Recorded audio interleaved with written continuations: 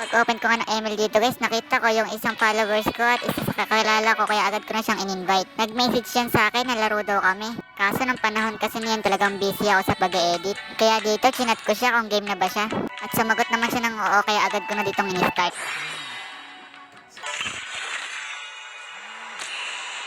Plano ko sana ditong mag-jungle kaso may naka-jungle na kaya nag-mid lane na lang ako. At dahil gusto kong gamitin si Gusion kaya sinaw ko na siya rito. At agad ko na nga siyang sinwitch dito kasi baka maagawan pa siya. At nagkaroon kami ng core dito na Yushan Shin.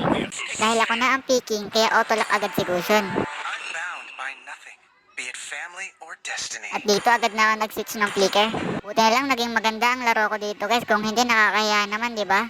Baka kasi yan follow ako ni Eric kung ako ang sanhi ng pagkatalo namin dito. Pero joke lang syempre. Kaya panoorin niya lang kung sino tatapos ng laro. At ang bubuo nga ng laban ng to yung kalaban naming ubod ng yabang. Shoutout sa'yo. Kung sino ka man.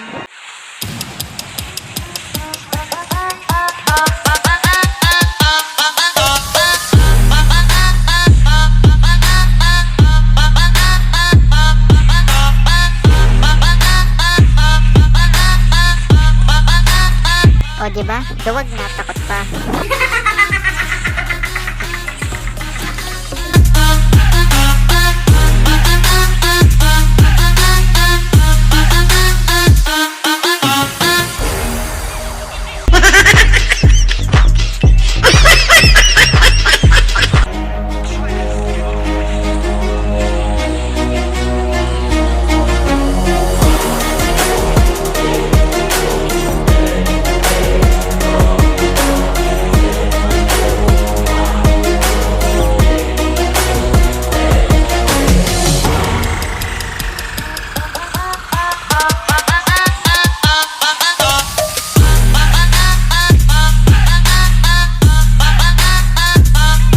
Ulti kaduwa ko guys.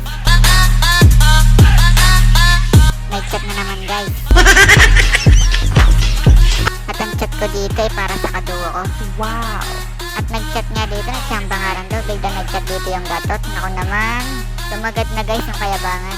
Hindi naman ako o yung kasama ko dito ang inayabangan. Nakakatawa lang kasi talaga. Kaya dito tipi siya ng tipi oh. Tipi siya ng tipi guys. Biglang ang nakita ko dito yung Layla kaya agad ko na siyang inatake. Biglang dumating yung gatot kaya napatay nga ako dito. Tinipihan nga ako dito guys pero wag nilang pansinin mawawala ako sa laro. Dito na guys yung sinasabi ko sa umpisa pa lang kung sino tatapos ng laro.